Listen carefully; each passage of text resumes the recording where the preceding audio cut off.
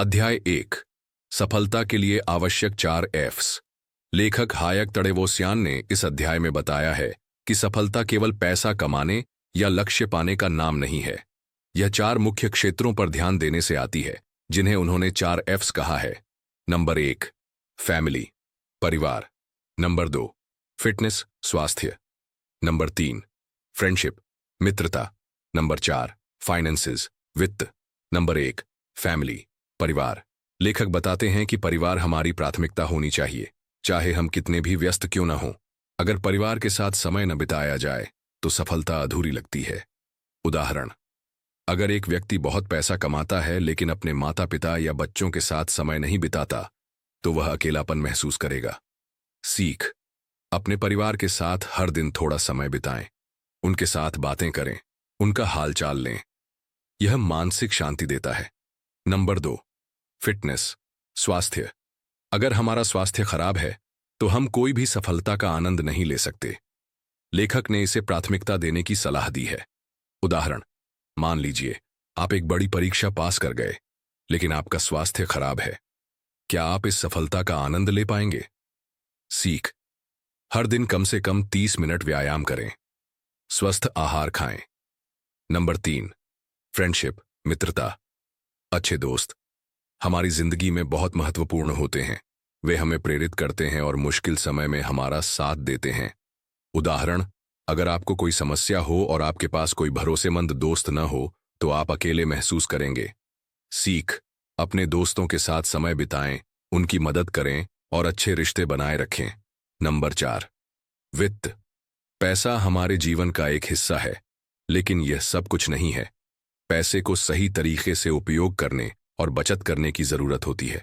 उदाहरण, मान लीजिए आपने ढेर सारा पैसा कमा लिया लेकिन उसे संभाल कर न रखा। अचानक कोई आपातकाल आ गया और आपके पास कुछ बचा नहीं। सीख, हर महीने कुछ पैसा बचाएं, बिना सोचे समझे खर्च करने से बचें। मुख्य संदेश, इन 4 F's का संतुलन बनाए बिना हमारी सफलता अधूरी रहती है। केवल एक क्षेत्र पर ध्यान देने से हमारी खुशी और शांति प्रभावित हो सकती है।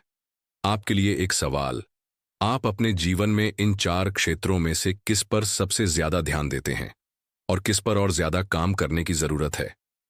अध्याय 2, स्पष्टता, क्रिया, गतिविधि और परिणाम। इस अध्याय में लेखक बताते हैं कि सफलता प्राप्त करने के लिए हमें 4 चीजों पर ध्यान देना चाहिए। नंबर 1, स्पष्टता, क्लैरिटी। नंबर 2, क्रिया, एक्शन। नंबर 3, गतिविधि, एक्टिविटी।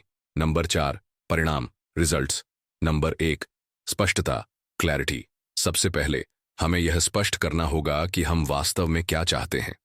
उदाहरण, अगर आप एक लक्ष्य बना रहे हैं लेकिन यह तय नहीं कर पा रहे कि वह क्या है, तो आप अपनी ऊर्जा बर्बाद करेंगे। एक और उदाहरण, अगर एक छात्र कहे मुझे पढ़ाई करनी है लेकिन यह तय न करे कि कौन सा विषय पढ़ना है, तो वह समय खराब करेगा। सीख, अपने लक्ष्यों को स्पष्ट करें, लिखें कि आप क्या हासिल करना चाहते हैं। नंबर 2, क्रिया, एक्शन। लक्ष्य तय करने के बाद उसके लिए काम करना जरूरी है। केवल सोचने से कुछ हासिल नहीं होगा। उदाहरण, अगर आप फिट होना चाहते हैं लेकिन जिम नहीं जाते या सही खाना नहीं खाते तो कुछ नहीं बदलेगा। सीख, एक्शन लेना सबसे जरूरी है। हर दिन छोटे छोटे कदम उठाएं। नंबर 3, गतिविधि, एक्टिविटी। यह समझना जरूरी है कि आप जो कर रहे हैं वह आपके लक्ष्य के लिए सही है या नहीं। कभी कभी हम व्यस्त रहते हैं लेकिन सही दिशा में काम नहीं करते। उदाहरण, मान लीजिए एक छात्र पूरे दिन पढ़ाई करता है लेकिन केवल वही विषय पढ़ता है जो आसान लगता है। यह उसकी परीक्षा की तैयारी में ज्यादा मदद नहीं करेगा। सीख, सही गतिविधियां चुनें। सुनिश्चित करें कि आपका हर कदम आपको लक्ष्य के करीब ले जा रहा है। नंबर 4, परिणाम, रिजल्ट्स। आपके द्वारा किए गए प्रयासों का परिणाम देखना जरूरी है। अगर परिणाम अच्छे नहीं आ रहे तो अपनी रणनीति बदलें। उदाहरण, अगर आप रोज पढ़ाई कर रहे हैं लेकिन टेस्ट में नंबर नहीं आ रहे तो हो सकता है कि आपकी पढ़ाई का तरीका गलत हो। सीख, नियमित रूप से अपने काम का विश्लेषण करें। देखें कि क्या यह आपको लक्ष्य के करीब ला रहा है। मुख्य संदेश, स्पष्टता के बिना क्रिया बेकार है, सही गतिविधियों के बिना मेहनत व्यर्थ हो सकती है और परिणाम हमें यह बताते हैं कि हम सही रास्ते पर हैं या नहीं। आपके लिए एक सवाल, आपने हाल ही में कौन सा ऐसा लक्ष्य तय किया है जिसके लिए आप काम कर रहे हैं? उसमें इन 4 बातों में से किसकी कमी महसूस हो रही है? अध्याय 3, अतीत, वर्तमान और भविष्य। इस अध्याय में लेखक बताते हैं कि हम 3 समय सीमाओं, अतीत, वर्तमान और भविष्य के आधार पर कैसे सोचते हैं और यह हमारे जीवन को कैसे प्रभावित करता है। सही संतुलन बनाना बहुत जरूरी है। नंबर 1, अतीत, द पास्ट। अतीत वह समय है जिसे हम बदल नहीं सकते, लेकिन उससे बहुत कुछ सीख सकते हैं। उदाहरण, अगर किसी छात्र ने पिछली परीक्षा में कम अंक पाए तो उसे अपनी गलतियों को पहचानना चाहिए और अगली बार उन्हें सुधारना चाहिए। लेकिन अगर कोई व्यक्ति अतीत की गलतियों पर ही ध्यान देता रहेगा तो वह वर्तमान में अच्छा प्रदर्शन नहीं कर पाएगा। सीख, अपने अतीत से केवल सीखें पर उसमें अटके न रहें। नंबर 2, वर्तमान, द प्रेजेंट। वर्तमान ही वह समय है जिसमें हम बदलाव कर सकते हैं। लेखक बताते हैं कि हमें अभी पर ध्यान देना चाहिए। उदाहरण, मान लीजिए आप एक क्रिकेट मैच खेल रहे हैं। अगर आप अतीत की गलत गेंदबाजी के बारे में सोचते रहेंगे तो अगली गेंद सही से नहीं डाल पाएंगे। वर्तमान पर ध्यान केंद्रित करना आपको बेहतर निर्णय लेने में मदद करता है। सीख, अपने समय और ऊर्जा को वर्तमान में लगाएं। नंबर 3, भविष्य, द फ्यूचर। भविष्य के लिए योजनाएं बनाना जरूरी है, लेकिन उसकी चिंता में वर्तमान को खराब करना सही नहीं। उदाहरण, अगर एक छात्र सिर्फ यह सोचता रहे कि अगर मैं फेल हो गया तो क्या होगा, तो वह पढ़ाई पर ध्यान केंद्रित नहीं कर पाएगा। इसके बजाय एक योजना बनाएं कि आप अपने भविष्य को बेहतर कैसे बना सकते हैं। सीख, भविष्य के लिए योजना बनाएं, लेकिन वर्तमान में काम करें। संतुलन कैसे बनाएं? अतीत से सीखें, वर्तमान पर ध्यान दें, भविष्य की तैयारी करें। एक कहानी, एक किसान के पास 3 बीज थे। नंबर 1, पहला बीज उसने फेंक दिया, अतीत की गलतियां। नंबर 2, दूसरा बीज वह हाथ में पकड़े रहा और उसे बोया नहीं, वर्तमान में काम न करना। नंबर 3, तीसरा बीज उसने ठीक से बोया, उसकी देखभाल की और फसल प्राप्त की, वर्तमान पर ध्यान देकर भविष्य की तैयारी करना। मुख्य संदेश, अतीत से सीखें, वर्तमान में काम करें और भविष्य की योजना बनाएं। अगर इन तीनों में संतुलन नहीं है तो हमारा जीवन उलझा हुआ रहेगा। आपके लिए एक सवाल, आपके जीवन में कौन सी चीज है जो अतीत से जुड़ी है और अभी भी आपको परेशान कर रही है? या ऐसा कौन सा काम है जो आप वर्तमान में नहीं कर रहे हैं लेकिन करना चाहिए? अध्याय 4, छोटे जीवन पाठ और उनसे सीखने योग्य बातें। इस अध्याय में लेखक यह समझाते हैं कि हमारी जिंदगी में छोटी छोटी घटनाओं और अनुभवों से बड़े सबक मिलते हैं। अगर हम इन पर ध्यान दें तो ये हमें सफलता की राह दिखा सकते हैं। नंबर 1, छोटे अनुभव बड़े सबक सिखाते हैं। लेखक बताते हैं कि जीवन के छोटे छोटे अनुभव हमें सिखाते हैं कि हमें अपने दृष्टिकोण और आदतों को कैसे सुधारना है। उदाहरण, मान लीजिए आपने अपनी परीक्षा की तैयारी करने में देरी की और आपको कम नंबर मिले। यह आपको समय प्रबंधन का महत्व सिखाता है। एक और उदाहरण, आपने एक दोस्त की मदद की और उसने आपका साथ दिया। यह आपको सिखाता है कि अच्छाई लौट कर आती है। सीख, हर घटना को एक सबक की तरह देखें, इससे आपकी सोच सकारात्मक और परिपक्व होगी। नंबर 2, छोटी प्रगति, बड़े परिणाम। बड़े लक्ष्य हमेशा छोटे छोटे कदमों से पूरे होते हैं। उदाहरण, अगर आप एक दिन में 1 पेज पढ़ते हैं तो महीने के अंत तक 30 पेज पढ़ सकते हैं। अगर आप रोज 15 मिनट व्यायाम करते हैं तो कुछ महीनों में आपकी फिटनेस में सुधार होगा। सीख, हर दिन थोड़ी थोड़ी प्रगति पर ध्यान दें। नंबर 3, अभ्यास से परिपूर्णता आती है। लेखक बताते हैं कि कोई भी काम बार बार करने से हमारी कुशलता बढ़ती है। उदाहरण, अगर आप एक म्यूजिक इंस्ट्रूमेंट बजाना सीख रहे हैं तो शुरुआत में मुश्किल होगा, लेकिन लगातार अभ्यास से आप उसमें माहिर हो सकते हैं। सीख, हर दिन थोड़ा थोड़ा अभ्यास करें, धीरे धीरे आप उसमें बेहतर हो जाएंगे। एक कहानी, एक लड़का हर दिन एक ईंट जोड़कर अपनी दीवार बनाता था। शुरुआत में दीवार बहुत छोटी लग रही थी, लेकिन कुछ महीनों में वह एक मजबूत घर बन गया। पाठ, जीवन में भी हमें हर दिन छोटे कदम उठाने चाहिए, धीरे धीरे बड़े लक्ष्य हासिल हो जाएंगे। मुख्य संदेश: जीवन के छोटे अनुभव बड़े सबक सिखाते हैं। छोटे छोटे प्रयासों से बड़े परिणाम मिलते हैं। निरंतर अभ्यास सफलता की कुंजी है।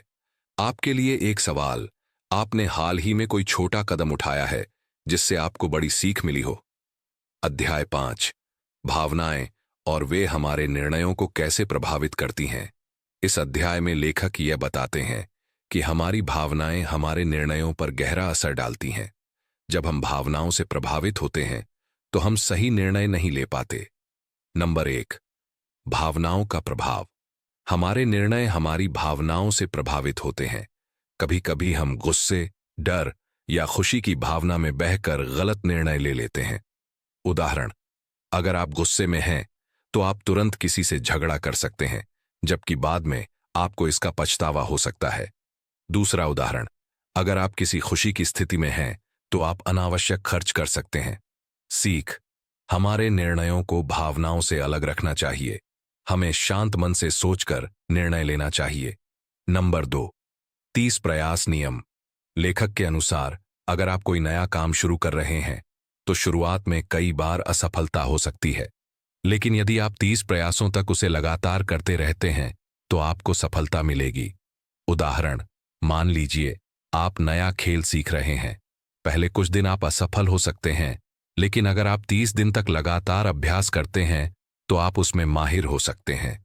सीख: अगर शुरुआत में चीजें ठीक नहीं हो रही हैं तो हार मानने के बजाय प्रयास करते रहें। नंबर 3: पछतावा और सुधार। लेखक कहते हैं कि हमें अपने पछतावों को छोड़ना चाहिए। जो हो चुका है उस पर ध्यान नहीं देना चाहिए, बल्कि हमें भविष्य पर ध्यान केंद्रित करना चाहिए। उदाहरण: अगर आपने गलती की है तो उस पर पछताना और खुद को दोष देना गलत है। इसके बजाय उस गलती से सीखें और आगे बढ़ें। सीख: गलतियों से सीखें, लेकिन उन्हें अपने ऊपर हावी न होने दें। एक कहानी: एक व्यक्ति बार बार अपनी पुरानी गलतियों को लेकर पछताता था। वह किसी नई शुरुआत नहीं कर पा रहा था। एक दिन उसने सोचा, अगर मैं हमेशा अपने अतीत में ही फंसा रहूंगा तो भविष्य में कुछ नया कैसे कर पाऊंगा। उसने अतीत को छोड़ दिया और अपनी नई यात्रा शुरू की। पाठ: अतीत की गलतियों से सीखें, लेकिन उसे खुद पर हावी न होने दें। मुख्य संदेश: भावनाओं के प्रभाव में आकर निर्णय न लें। किसी भी नए प्रयास में लगातार 30 प्रयासों तक कोशिश करें। पछतावे को छोड़कर भविष्य पर ध्यान केंद्रित करें। आपके लिए एक सवाल: क्या आप किसी ऐसे निर्णय को याद करते हैं जिसे आपने भावनाओं के आधार पर लिया था और बाद में उसका पछतावा हुआ? अध्याय 6: 7 घातक पाप। इस अध्याय में लेखक हमें यह बताते हैं कि हमारी कुछ आदतें और विचार हमें सफलता से दूर ले जाते हैं। ये 7 घातक पाप है जो हमें अपने लक्ष्यों से रोकते हैं। लेखक इन्हें समझने और उनसे बचने का तरीका बताते हैं। नंबर 1: आलस्य, लेजीनेस। आलस्य सफलता के रास्ते में सबसे बड़ा रोड़ा है। जब हम काम टालते रहते हैं या बिना मेहनत किए आराम करते हैं तो हम अपने लक्ष्यों से दूर चले जाते हैं। उदाहरण: अगर आप एक छात्र हैं और लगातार पढ़ाई को टालते रहते हैं तो परीक्षा के समय आपको समझ में आता है कि आपने समय नहीं दिया और अब आपको बहुत मेहनत करनी पड़ रही है। सीख: किसी भी काम को कल पर मत छोड़ें। हर दिन थोड़ा थोड़ा काम करें ताकि आप बड़े लक्ष्यों को आसानी से हासिल कर सकें। नंबर 2: आत्मसंकोच, सेल्फ डाउट। कभी कभी हम खुद पर विश्वास नहीं करते और हमें लगता है कि हम किसी काम को नहीं कर सकते। यह आत्मसंकोच हमारे आगे बढ़ने की प्रक्रिया को रोकता है। उदाहरण: अगर एक छात्र को लगता है कि वह अच्छा नहीं कर सकता तो वह कभी पूरी मेहनत से काम नहीं करेगा और हमेशा पिछड़ता रहेगा। सीख: अपने आत्मविश्वास को बढ़ाएं। अगर आप मेहनत करते हैं तो सफलता जरूर मिलेगी। नंबर 3: नफरत, हेट्रेड। नफरत या घृणा से भरकर हम न सिर्फ दूसरों के खिलाफ होते हैं, बल्कि यह हमें खुद से भी दूर करता है। उदाहरण: अगर आप किसी से नफरत करते हैं तो आप हमेशा नकारात्मक विचारों में खोए रहते हैं, जो आपकी मानसिक स्थिति को खराब करता है। सीख: दूसरों से नफरत करने के बजाय उन्हें समझें और सकारात्मक दृष्टिकोण अपनाएं। नंबर 4: मूल्यहीनता का एहसास, फीलिंग ऑफ वर्थलेसनेस। जब हम सोचते हैं कि हम किसी चीज के लायक नहीं हैं तो हम आत्मविश्वास खो बैठते हैं। ये हमें किसी भी प्रयास में सफलता पाने से रोकता है। उदाहरण, यदि आप सोचते हैं कि आप किसी बड़े प्रतियोगिता को नहीं जीत सकते, तो आप उसकी तैयारी में पूरी मेहनत नहीं करेंगे। सीख, आप किसी भी स्थिति में खुद को असहाय महसूस न होने दें। हर किसी के अंदर कुछ खास होता है। नंबर 5, स्वार्थ, ग्रीड। स्वार्थ भी एक घातक आदत है, क्योंकि यह हमें केवल खुद के बारे में सोचने पर मजबूर करता है। जब हम सिर्फ अपने फायदे के बारे में सोचते हैं, तो हम दूसरों के बारे में नहीं सोच पाते। उदाहरण, यदि आप सिर्फ पैसा कमाने के लिए काम कर रहे हैं और दूसरों की मदद नहीं कर रहे, तो यह आपके रिश्तों को नुकसान पहुंचा सकता है। सीख, स्वार्थ से बचें और दूसरों की मदद करने की आदत डालें। नंबर 6, गुस्सा, एंगर। गुस्सा एक ऐसी भावना है जो हमारे निर्णयों को गलत बना सकती है। जब हम गुस्से में होते हैं, तो हम सोच समझकर निर्णय नहीं ले पाते। उदाहरण, अगर आप गुस्से में किसी से झगड़ते हैं, तो बाद में आपको पछतावा हो सकता है, क्योंकि गुस्से में हम अक्सर उन बातों को कहते हैं जो हमें नहीं कहनी चाहिए। सीख, गुस्से को नियंत्रित करें, शांत रहकर और सोच समझकर निर्णय लें। नंबर 7, बदले की भावना, रिवेंज।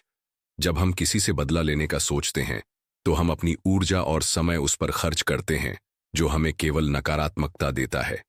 उदाहरण, यदि कोई आपके साथ गलत करता है और आप बदला लेने का सोचते हैं, तो आप उसकी जगह खुद को ही नुकसान पहुंचा रहे हैं।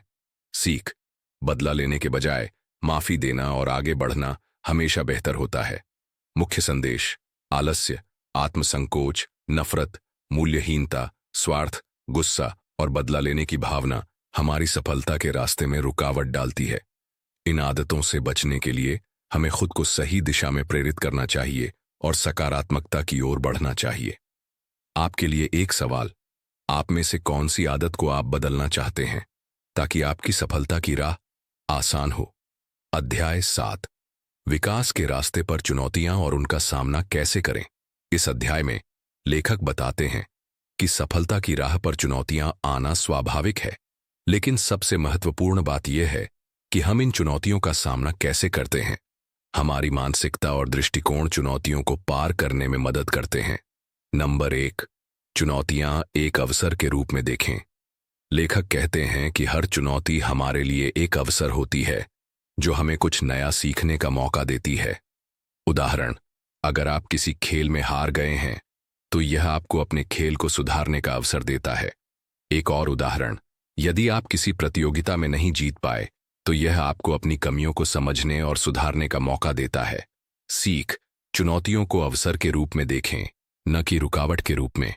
नंबर 2, सकारात्मक मानसिकता अपनाएं। जब हम सकारात्मक मानसिकता रखते हैं, तो हम मुश्किल हालात में भी समाधान ढूंढने में सक्षम होते हैं। उदाहरण, मान लीजिए आप कोई बिजनेस चला रहे हैं और उस पर नुकसान हो रहा है। अगर आप सकारात्मक रहते हैं, तो आप उस नुकसान से सीख सकते हैं और अगले कदम पर सोच समझकर निर्णय ले सकते हैं। सीख, सकारात्मक दृष्टिकोण रखें। जब भी कठिनाई आए, तो उसे सुधारने के रास्ते खोजें। नंबर 3, असफलताओं को सफलता की सीढ़ी बनाएं। असफलता किसी के लिए भी निराशाजनक हो सकती है, लेकिन यह हमें यह सिखाती है कि हम कहाँ गलत हो रहे हैं और हमें किस दिशा में सुधार करना है। उदाहरण, अगर किसी छात्र ने परीक्षा में अच्छे अंक नहीं पाए, तो उसे यह समझने की जरूरत है कि कहाँ गलती की। इससे वह अपनी अगली परीक्षा में बेहतर प्रदर्शन कर सकता है। एक और उदाहरण, अगर किसी व्यक्ति को अपने जीवन में कई बार असफलता का सामना करना पड़ा, तो उसे अपनी रणनीतियों को बदलने और सुधारने का मौका मिलता है। सीख, असफलताओं को सीखने और सुधारने के अवसर के रूप में देखें।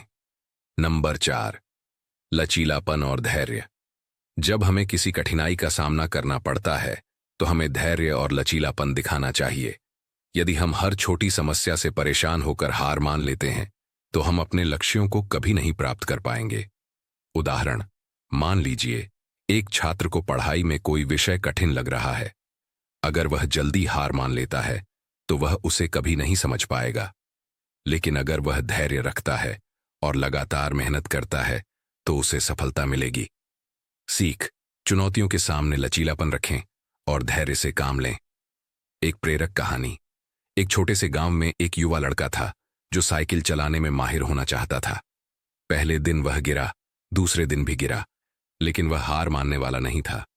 आखिरकार उसने साइकिल चलाना सीख लिया और बाद में गांव के सभी बच्चों को सिखाया। पाठ: असफलता हमें रोक नहीं सकती अगर हम धैर्य और दृढ़ता से काम करते हैं। मुख्य संदेश: चुनौतियों को अवसर के रूप में स्वीकार करें, सकारात्मक मानसिकता और लचीलापन रखें। असफलताओं को सुधारने के अवसर के रूप में देखें। आपके लिए एक सवाल: आपने अपनी जीवन में कौन सी सबसे बड़ी चुनौती का सामना किया है और आपने उसे किस तरह से पार किया? अध्याय 8: स्वस्थ जीवन शैली और मानसिक संतुलन। इस अध्याय में लेखक हमें यह समझाते हैं कि स्वस्थ जीवन शैली और मानसिक संतुलन हमारे व्यक्तिगत और पेशेवर जीवन में सफलता के लिए अत्यंत महत्वपूर्ण है। मानसिक और शारीरिक स्वास्थ्य एक दूसरे से जुड़े होते हैं और एक पर ध्यान देने से दूसरे पर भी असर पड़ता है। नंबर 1: शारीरिक स्वास्थ्य और मानसिक स्वास्थ्य का संबंध। लेखक बताते हैं कि जब हमारा शरीर स्वस्थ होता है तो हमारा मन भी शांत और सशक्त होता है। शारीरिक रूप से स्वस्थ रहने से हमारी मानसिक स्थिति भी सकारात्मक रहती है।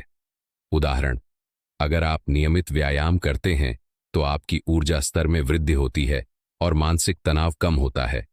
दूसरा उदाहरण: अगर आप सही आहार लेते हैं और पर्याप्त नींद लेते हैं तो आप मानसिक रूप से ज्यादा सजग और सक्षम महसूस करेंगे। सीख: शारीरिक स्वास्थ्य का ध्यान रखना मानसिक संतुलन के लिए जरूरी है। नंबर 2: मनोबल बढ़ाने के लिए ध्यान और योग। ध्यान और योग हमारे मानसिक स्वास्थ्य को मजबूत बनाने के प्रमुख तरीके हैं। ये तकनीकें हमारी सोच को शांत करती हैं, तनाव कम करती हैं और आत्मसंयम में सुधार करती हैं। उदाहरण: अगर आप प्रतिदिन 15 से 20 मिनट ध्यान करते हैं तो यह आपकी मानसिक स्थिति को संतुलित कर सकता है। एक और उदाहरण: योग से शरीर में लचीलापन आता है और मानसिक शांति मिलती है। यह हमें दैनिक चुनौतियों से बेहतर तरीके से निपटने में मदद करता है। सीख: ध्यान और योग को अपनी दिनचर्या में शामिल करें ताकि मानसिक शांति मिल सके। नंबर 3: समय का प्रबंधन और कार्यक्षमता। समय का सही प्रबंधन जीवन के सभी क्षेत्रों में सफलता पाने के लिए जरूरी है। लेखक बताते हैं कि यदि हम समय का सही तरीके से उपयोग करते हैं तो हम मानसिक तनाव से बच सकते हैं। उदाहरण: अगर आप अपनी दिनचर्या को सही तरीके से व्यवस्थित करते हैं और अपने काम को प्राथमिकता देते हैं तो आप बहुत कम समय में ज्यादा काम कर सकते हैं। दूसरा उदाहरण: अगर आप समय को बर्बाद करने के बजाय उसे योजनाबद्ध तरीके से इस्तेमाल करते हैं तो मानसिक संतुलन बना रहता है और आप ज्यादा खुश रहते हैं। सीख: समय का सही उपयोग मानसिक तनाव को कम करता है और कार्यक्षमता को बढ़ाता है। 4: सकारात्मक आदतें और मानसिक संतुलन। लेखक कहते हैं कि हमें अपनी आदतों पर ध्यान देना चाहिए क्योंकि हमारी आदतें ही हमारे मानसिक और शारीरिक स्वास्थ्य का निर्धारण करती है। उदाहरण: अगर आप हर दिन खुद से कुछ अच्छा कहते हैं तो यह आपके मानसिक स्वास्थ्य को सकारात्मक दिशा में प्रभावित करता है। एक और उदाहरण: अगर आप प्रतिदिन खुश रहने की आदत डालते हैं और तनाव को दूर करने के उपाय खोजते हैं तो आप मानसिक संतुलन बनाए रखते हैं। सीख: सकारात्मक आदतें अपनाकर मानसिक शांति प्राप्त की जा सकती है। एक प्रेरक कहानी। एक युवा लड़का था जो हमेशा व्यस्त रहता था लेकिन वह अपनी सेहत का ध्यान नहीं रखता था। एक दिन उसे महसूस हुआ कि उसकी मानसिक स्थिति ठीक नहीं है। उसने योग करना शुरू किया, स्वस्थ आहार लिया और समय का सही प्रबंधन किया। कुछ ही समय में वह न केवल शारीरिक रूप से स्वस्थ हुआ बल्कि मानसिक रूप से भी मजबूत हो गया। पाठ: स्वस्थ जीवन शैली और मानसिक संतुलन से हम अपने जीवन में सुधार ला सकते हैं। मुख्य संदेश: शारीरिक स्वास्थ्य का मानसिक स्वास्थ्य पर प्रभाव होता है। ध्यान, योग और समय प्रबंधन मानसिक संतुलन बनाए रखने में मदद करते हैं। सकारात्मक आदतें मानसिक स्थिति को बेहतर बनाती हैं। आपके लिए एक सवाल: क्या आप अपनी दिनचर्या में किसी ऐसे स्वस्थ आदत को जोड़ सकते हैं जिससे आपका मानसिक और शारीरिक स्वास्थ्य बेहतर हो? अध्याय 9: सामाजिक रिश्तों और सफलता पर उनका प्रभाव। इस अध्याय में लेखक यह समझाते हैं कि हमारे सामाजिक रिश्ते और हमारी सफलता के बीच गहरा संबंध है। हमारे परिवार, दोस्त, सहकर्मी और समाज के लोग हमारे मानसिक स्वास्थ्य, आत्मविश्वास और व्यक्तिगत विकास में महत्वपूर्ण भूमिका निभाते हैं। नंबर 1, समर्थक और सकारात्मक रिश्ते। लेखक कहते हैं कि सफलता प्राप्त करने के लिए हमें सकारात्मक और सहायक रिश्तों की आवश्यकता होती है। जब हमारे पास अच्छे दोस्त और परिवार होते हैं तो वे हमें प्रेरित करते हैं और मुश्किल वक्त में हमारा साथ देते हैं। उदाहरण, अगर आपके पास एक दोस्त है जो आपकी सफलता की ओर आपको प्रेरित करता है तो आप अपने लक्ष्य को प्राप्त करने के लिए ज्यादा मेहनत करेंगे। एक और उदाहरण, यदि आपका परिवार आपके फैसलों का समर्थन करता है तो आपको आत्मविश्वास मिलता है और आप ज्यादा प्रयास करते हैं। सीख, सकारात्मक और सहायक रिश्ते सफलता की कुंजी होते हैं। नंबर 2, समझदारी से चुनें अपने रिश्ते। हमारे रिश्ते हम पर गहरा असर डालते हैं, इसलिए हमें यह समझदारी से चुनने चाहिए कि किससे दोस्ती या संबंध बनाएं। यदि हम नकारात्मक या विषाक्त लोगों के साथ समय बिताते हैं तो यह हमारे मानसिक स्वास्थ्य पर बुरा असर डाल सकता है। उदाहरण, यदि आप ऐसे लोगों के साथ समय बिताते हैं जो हमेशा नकारात्मक होते हैं और आपकी आलोचना करते हैं तो यह आपकी सोच और आत्मविश्वास को कमजोर कर सकता है। दूसरी ओर, अगर आप उन लोगों के साथ रहते हैं जो सकारात्मक होते हैं तो यह आपके मनोबल को बढ़ाता है। सीख, अपने रिश्तों को सावधानी से चुनें ताकि वे आपके विकास में मदद करें। नंबर 3, सामाजिक समर्थन का महत्व। लेखक बताते हैं कि सामाजिक समर्थन से हमें कठिन समय में मदद मिलती है। जब हम किसी समस्या का सामना कर रहे होते हैं तो दोस्त और परिवार हमें सलाह देते हैं, हमसे बात करते हैं और हमें सकारात्मक दृष्टिकोण दिखाते हैं।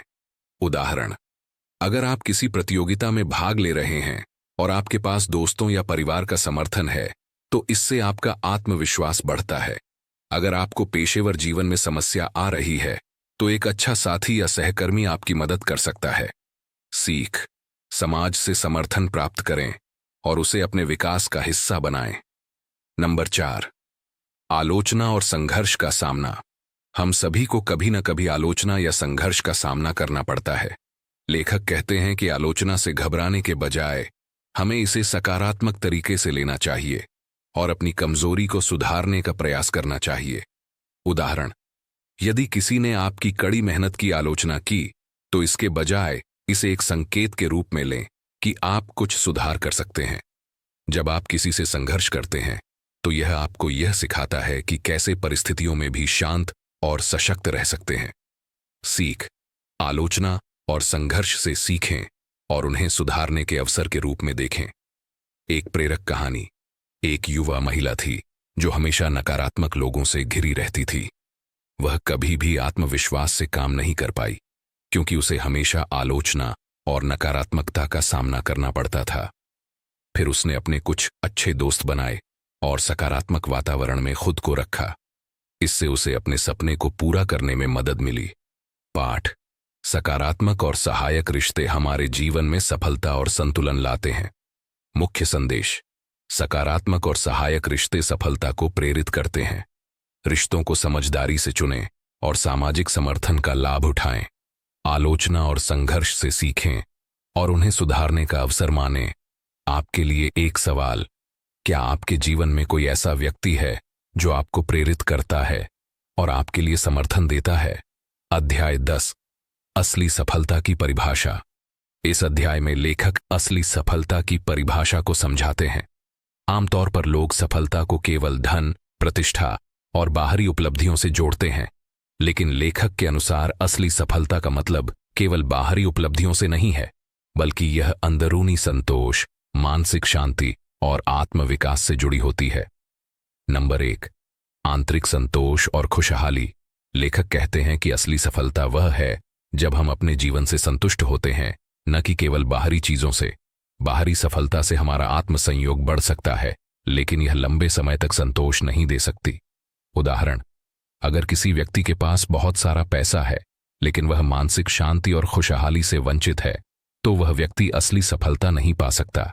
दूसरी ओर, अगर किसी व्यक्ति के पास पर्याप्त पैसा नहीं है लेकिन वह खुश और संतुष्ट है तो वह असली सफलता को महसूस कर रहा है। सीख, सच्ची सफलता आंतरिक संतोष और मानसिक शांति से जुड़ी होती है, न कि केवल बाहरी चीजों से। नंबर 2, आत्मविकास और सुधार। लेखक कहते हैं कि असली सफलता तब आती है जब हम अपने आप को लगातार सुधारते रहते हैं। यह सफलता केवल बाहरी उद्देश्य को प्राप्त करने तक सीमित नहीं है, बल्कि यह हमारे व्यक्तिगत विकास के स्तर पर भी होती है। उदाहरण, अगर आप अपने जीवन में हर दिन कुछ नया सीखते हैं और खुद को सुधारते हैं, तो यह आपके लिए असली सफलता होगी। एक और उदाहरण, अगर आप अपने लक्ष्य तक पहुंचने के बाद भी लगातार नए लक्ष्य तय करते हैं और अपने जीवन में सुधार करते रहते हैं, तो यह असली सफलता है। सीख, आत्मविकास और सुधार को अपनी सफलता की प्राथमिकता बनाएं। नंबर 3, समाज के प्रति जिम्मेदारी। असली सफलता केवल अपने लिए नहीं, बल्कि समाज और दूसरों के लिए भी कुछ अच्छा करने में है। जब हम समाज के प्रति अपनी जिम्मेदारियों को समझते हैं और उसे निभाते हैं, तो यह हमारी सफलता को और भी सार्थक बना देता है। उदाहरण, यदि आप किसी संस्था में काम करते हैं और समाज के कमजोर वर्ग के लिए कुछ अच्छा करते हैं, तो यह आपकी असली सफलता का प्रतीक होगा। एक और उदाहरण, अगर आप किसी प्रोजेक्ट पर काम करते हैं जो समाज की भलाई के लिए है, तो यह आपको बाहरी सफलता से ज्यादा सच्ची संतुष्टि देगा। सीख, समाज के प्रति जिम्मेदारी निभाने से सफलता का असली अनुभव होता है। नंबर 4, धन और प्रसिद्धि से परे। लेखक बताते हैं कि अक्सर लोग सफलता को केवल धन और प्रसिद्धि से जोड़ते हैं, लेकिन यह दीर्घकालिक सुख और संतोष प्रदान नहीं कर सकती। असली सफलता तब मिलती है जब हम अपने जीवन को अपने उद्देश्यों के साथ जोड़ते हैं, जो हमें खुशी और संतुष्टि देते हैं। उदाहरण, यदि किसी व्यक्ति के पास बहुत पैसा है, लेकिन वह खुश नहीं है या जीवन के उद्देश्य को नहीं समझता, तो वह असली सफलता से वंचित है। वहीं एक व्यक्ति जो समाज के लिए कुछ अच्छा कर रहा है और उसके जीवन में उद्देश्य है, वह असली सफलता का अनुभव कर रहा है। सीख, धन और प्रसिद्धि के अलावा अपने जीवन में उद्देश्य और संतोष पाना असली सफलता है। एक प्रेरक कहानी। एक छोटे से गांव में एक शिक्षक थे जो केवल अपनी नौकरी के लिए नहीं, बल्कि अपने छात्रों के जीवन में बदलाव लाने के लिए काम करते थे। उन्होंने कई छात्रों की जिंदगी बदल दी और उनके लिए यह असली सफलता थी। उनके पास धन और प्रसिद्धि नहीं थी, लेकिन उनके काम का असर समाज में था, और यही उनके लिए असली सफलता थी। पाठ, असली सफलता समाज के प्रति योगदान, आत्मविकास और आंतरिक संतोष से जुड़ी होती है। मुख्य संदेश, असली सफलता आंतरिक संतोष, आत्मविकास और समाज के प्रति जिम्मेदारी निभाने में है। बाहरी सफलता जैसे धन और प्रसिद्धि असली सुख नहीं देती। असली सफलता को पहचाने जो आपके जीवन को उद्देश्य और संतोष प्रदान करती है। आपके लिए एक सवाल, आपके लिए असली सफलता क्या है? क्या आप अपने जीवन में इस सफलता की ओर कदम बढ़ा रहे हैं? अध्याय 11, संघर्षों से सीखना और आगे बढ़ना। इस अध्याय में लेखक यह समझाते हैं कि जीवन में आने वाले संघर्षों और कठिनाइयों से हमें कितनी महत्वपूर्ण सीख मिलती है। लेखक के अनुसार संघर्ष ही हमारे जीवन को मजबूत बनाता है और हमें असली ताकत का एहसास कराता है। नंबर 1, संघर्षों को अवसर के रूप में देखें। लेखक का कहना है कि संघर्ष हमें अपनी क्षमताओं को पहचानने का अवसर देते हैं। जो व्यक्ति संघर्षों से भागता है, वह कभी अपने असली सामर्थ्य को नहीं जान पाता। उदाहरण, जब कोई छात्र परीक्षा में बार बार असफल होता है, तो यह उसे यह सीखने का मौका देता है कि उसे किन क्षेत्रों में सुधार करने की जरूरत है। दूसरा उदाहरण, अगर किसी व्यक्ति को अपने काम में कठिनाइयां आती हैं, तो यह उसे यह समझने का अवसर देता है कि वह कहां गलत हो रहा है और कैसे सुधार कर सकता है। सीख, संघर्षों को एक अवसर के रूप में देखें जो हमें खुद को जानने और सुधारने का मौका देता है।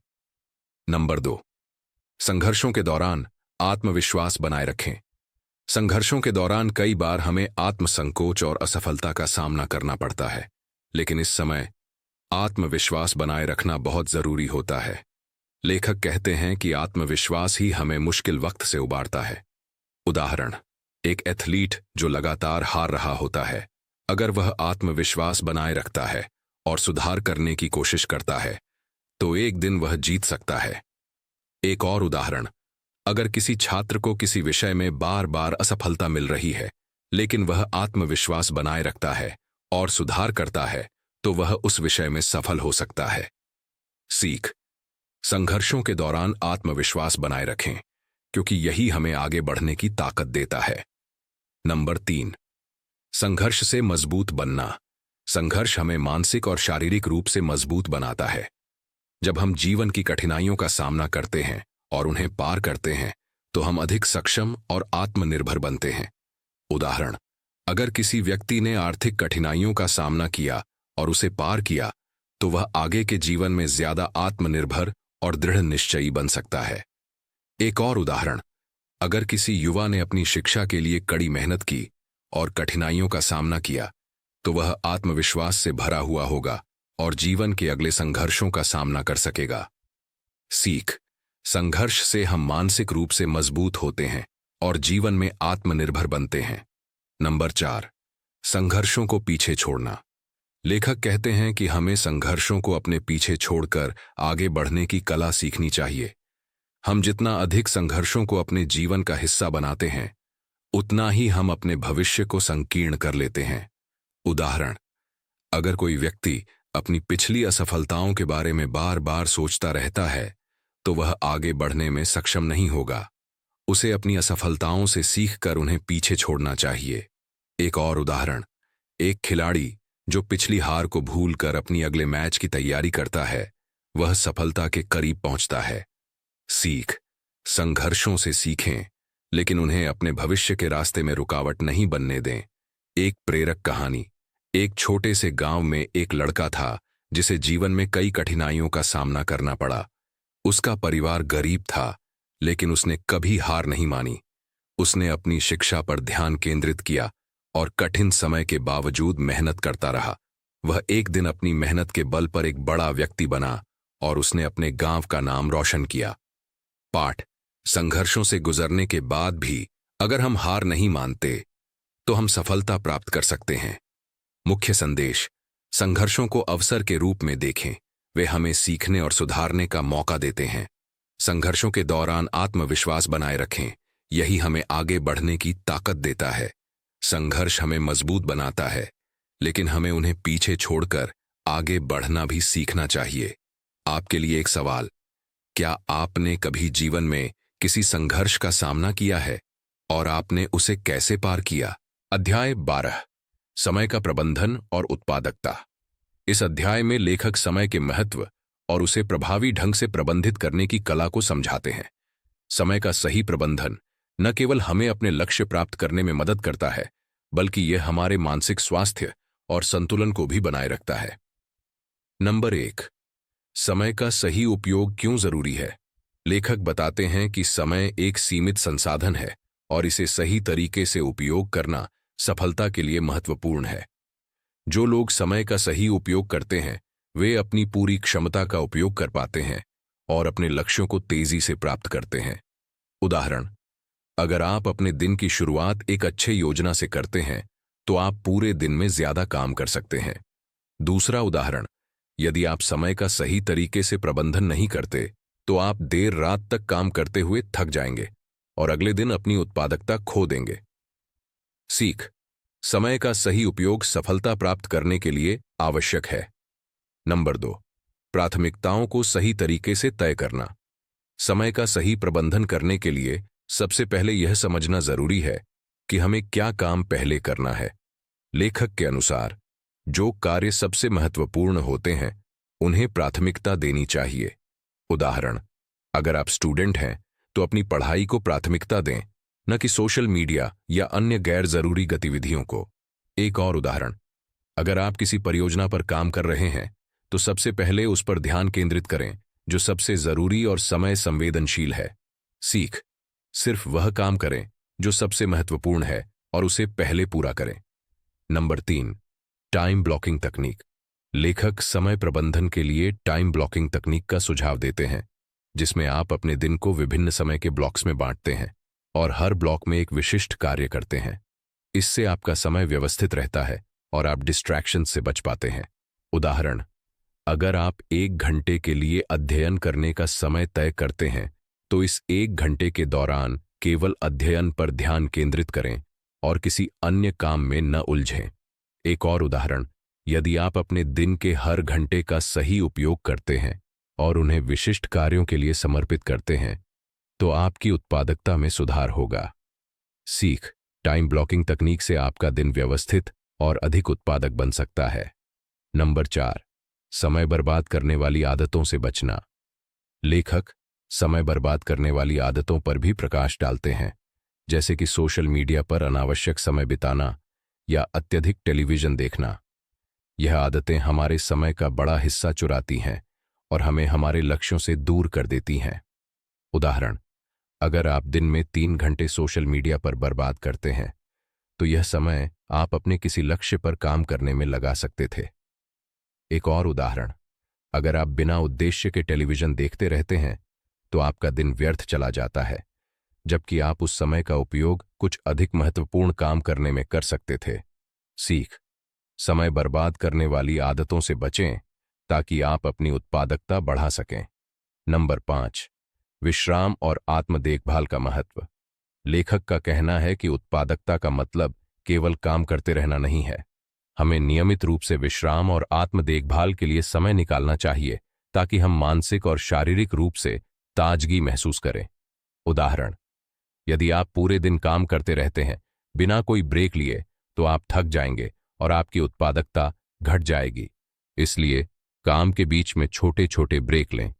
दूसरा उदाहरण, अगर आप रोज थोड़ा समय ध्यान करने या टहलने के लिए निकालते हैं तो इससे आपका मन ताजगी महसूस करेगा और काम में बेहतर परिणाम मिलेगा। सीख, विश्राम और आत्म देखभाल को समय प्रबंधन में शामिल करें ताकि आप अधिक उत्पादक हो सकें। एक प्रेरक कहानी। एक व्यापारी जो हमेशा व्यस्त रहता था, अक्सर अपने काम में खो जाता था और व्यक्तिगत जीवन की अनदेखी कर देता था। एक दिन उसने महसूस किया कि वह समय का सही प्रबंधन नहीं कर रहा था और इससे उसका स्वास्थ्य और रिश्ते प्रभावित हो रहे थे। उसने अपने दिन को योजनाबद्ध किया, प्राथमिकताएं तय कीं और नियमित ब्रेक लेने शुरू किए। कुछ महीनों में वह न केवल अधिक उत्पादक हो गया बल्कि मानसिक रूप से भी स्वस्थ महसूस करने लगा। पाठ, समय का सही प्रबंधन न केवल सफलता दिलाता है बल्कि जीवन में संतुलन भी बनाए रखता है।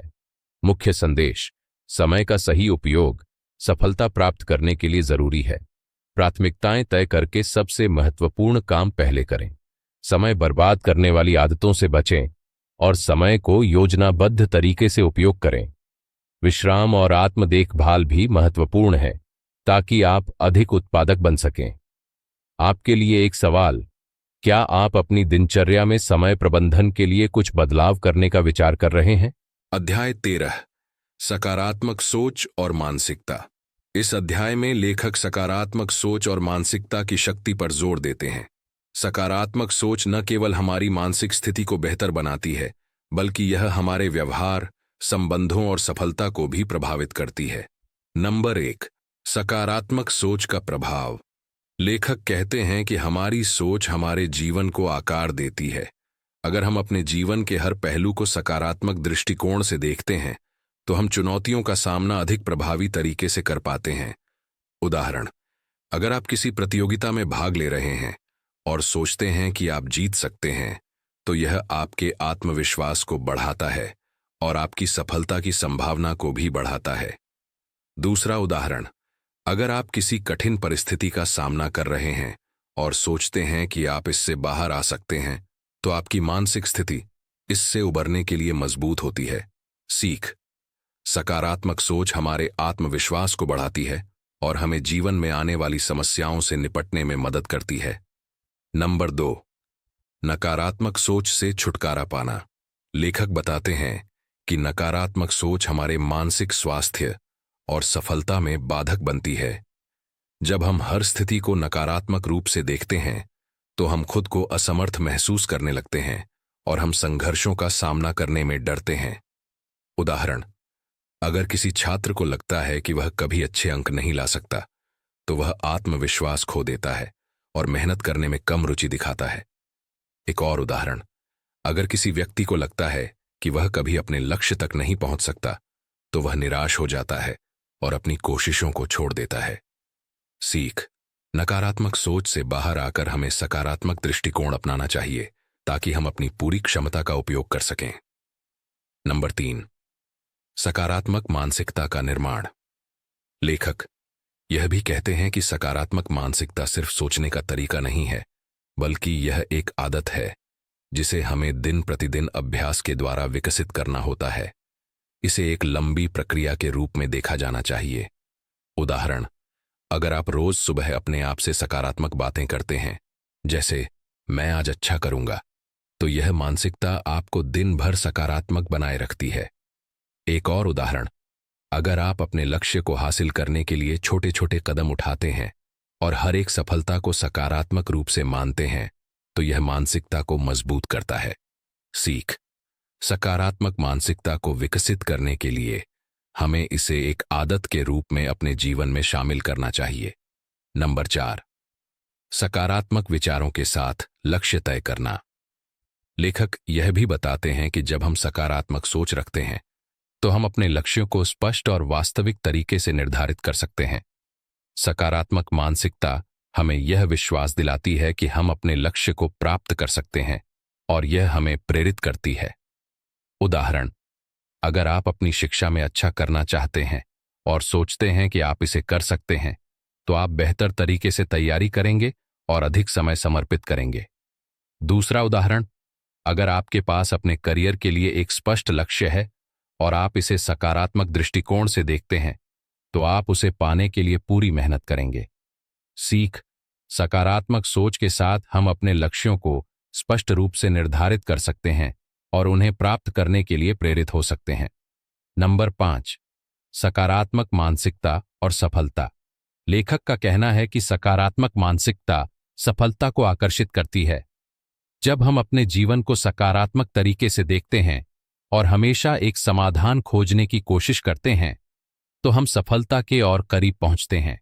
उदाहरण, जब कोई व्यक्ति किसी व्यापार में नुकसान के बावजूद हार नहीं मानता और सकारात्मक दृष्टिकोण के साथ नए तरीके अपनाता है, तो वह अंततः सफलता प्राप्त कर सकता है।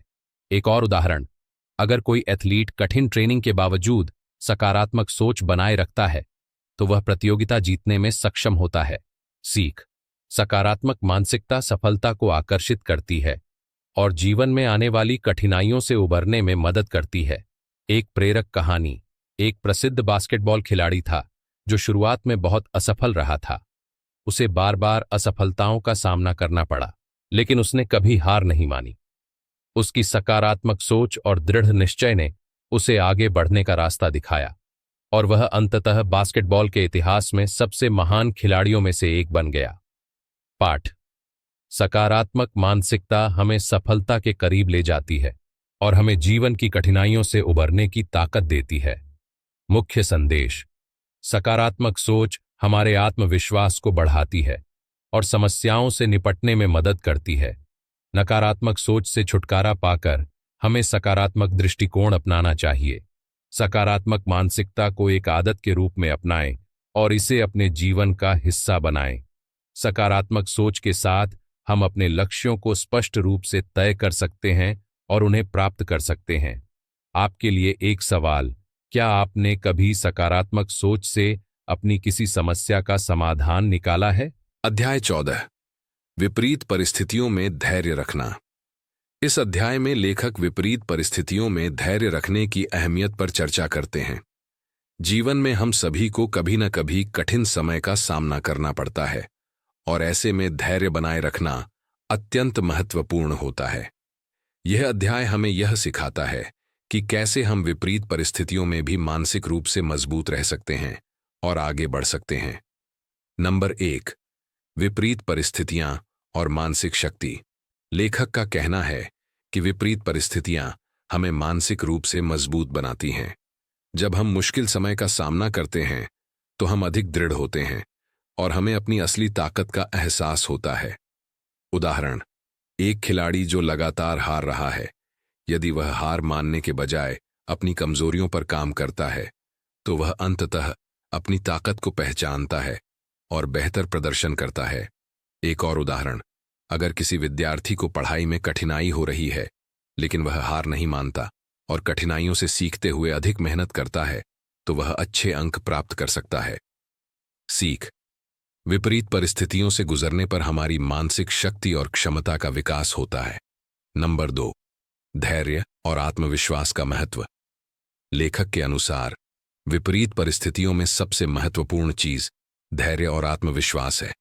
अगर हम कठिन समय में धैर्य रखते हैं और खुद पर विश्वास करते हैं तो हम मुश्किलों को पार कर सकते हैं। उदाहरण, अगर किसी व्यक्ति को नौकरी से निकाल दिया जाता है तो वह इस समय को आत्मविश्वास और धैर्य के साथ एक अवसर के रूप में देख सकता है, जिससे उसे अपने लिए एक बेहतर नौकरी मिलने का मौका मिल सकता है। एक और उदाहरण, अगर कोई छात्र किसी प्रतियोगिता में असफल होता है तो वह धैर्य के साथ अपनी गलतियों से सीख सकता है और अगले प्रयास में सफलता प्राप्त कर सकता है। सीख, धैर्य और आत्मविश्वास हमारी समस्याओं को हल करने में महत्वपूर्ण भूमिका निभाते हैं। नंबर 3, कठिनाइयों का सामना करने के लिए मानसिक तैयारी। लेखक का कहना है कि विपरीत परिस्थितियों से निपटने के लिए मानसिक तैयारी जरूरी है। अगर हम मानसिक रूप से तैयार होते हैं तो हम किसी भी समस्या का सामना आसानी से कर सकते हैं। उदाहरण, अगर आप किसी कठिन परीक्षा की तैयारी कर रहे हैं तो मानसिक रूप से इसके लिए तैयार होना और यह समझना कि यह कठिन समय केवल अस्थायी है, आपको अधिक फोकस और मेहनत करने के लिए प्रेरित करेगा। एक और उदाहरण, एक उद्यमी को बाजार में उतार चढ़ाव का सामना करना पड़ सकता है। अगर वह मानसिक रूप से तैयार है तो वह इन परिस्थितियों को अवसर में बदलने में सक्षम होगा। सीख, मनोबल बनाए रखें और किसी भी कठिन स्थिति से निपटने के लिए मानसिक रूप से तैयार रहें। नंबर 4, समय के साथ कठिनाइयां कम होती हैं। लेखक का यह भी मानना है कि समय के साथ विपरीत परिस्थितियां बदल जाती हैं। कोई भी कठिनाई स्थायी नहीं होती। समय के साथ समस्याएं हल हो जाती हैं, लेकिन इस दौरान अगर हम धैर्य बनाए रखते हैं तो हम कठिनाइयों को जल्दी पार कर सकते हैं। उदाहरण, अगर किसी कर्मचारी को काम में कठिनाई हो रही है तो समय के साथ यह स्थिति सुधर सकती है और उस कर्मचारी को नए अवसर मिल सकते हैं। एक और उदाहरण, अगर किसी कठिन समय में आत्म देखभाल। लेखक यह भी कहते हैं कि कठिन समय में आत्म देखभाल करना जरूरी है। जब हम मानसिक और शारीरिक रूप से स्वस्थ होते हैं तो हम समस्याओं का सामना करने में सक्षम होते हैं।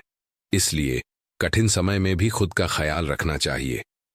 उदाहरण, अगर आप काम या पढ़ाई के दबाव में हैं तो बीच बीच में छोटे ब्रेक लें ताकि आप मानसिक रूप से ताजगी महसूस कर सकें और अधिक प्रभावी तरीके से काम कर सकें। एक और उदाहरण, यदि कोई व्यक्ति मानसिक तनाव से जूझ रहा है तो उसे आराम करने और खुद के लिए समय निकालने की जरूरत है ताकि वह फिर से ताजगी महसूस कर सके और समस्याओं का सामना कर सके। सीख, कठिन समय में आत्म देखभाल महत्वपूर्ण है क्योंकि यह हमें मानसिक रूप से मजबूत बनाए रखती है। एक प्रेरक कहानी। एक समय की बात है, एक छोटा सा किसान था जिसे लगातार प्राकृतिक आपदाओं का सामना करना पड़ता था। उसकी फसलें बार बार बर्बाद हो जाती थीं, लेकिन वह कभी हार नहीं मानता था। उसने धैर्य और आत्मविश्वास के साथ अपनी मेहनत जारी रखी। समय के साथ उसकी कड़ी मेहनत रंग लाई और एक दिन उसकी फसल इतनी बड़ी हुई कि वह पूरे गांव के लिए एक उदाहरण बन गया। पाठ, कठिन समय में धैर्य और आत्मविश्वास बनाए रखना हमारे जीवन में सफलता का रास्ता खोलता है। मुख्य संदेश, विपरीत परिस्थितियां हमें मानसिक रूप से मजबूत बनाती हैं। धैर्य और आत्मविश्वास हमारी समस्याओं को हल करने में मदद करते हैं। मानसिक तैयारी और आत्म देखभाल महत्वपूर्ण है ताकि हम मुश्किल समय से उबर सकें। समय के साथ कठिनाइयां कम होती हैं, इसलिए धैर्य बनाए रखें। आपके लिए एक सवाल, क्या आपने कभी विपरीत परिस्थितियों का सामना किया है? आपने किस तरह से धैर्य रखा और उस समय को पार किया? अगर यह वीडियो आपको पसंद आया हो तो इसे लाइक और शेयर करें और कमेंट में लिखें कि आप अगली बार कौन सी किताब का सारांश देखना चाहते हैं। अध्याय जंक्शन को सब्सक्राइब करना न भूलें। मिलते हैं अगले वीडियो में। तब तक पढ़ते रहिए, सीखते रहिए और सोचते रहिए। धन्यवाद।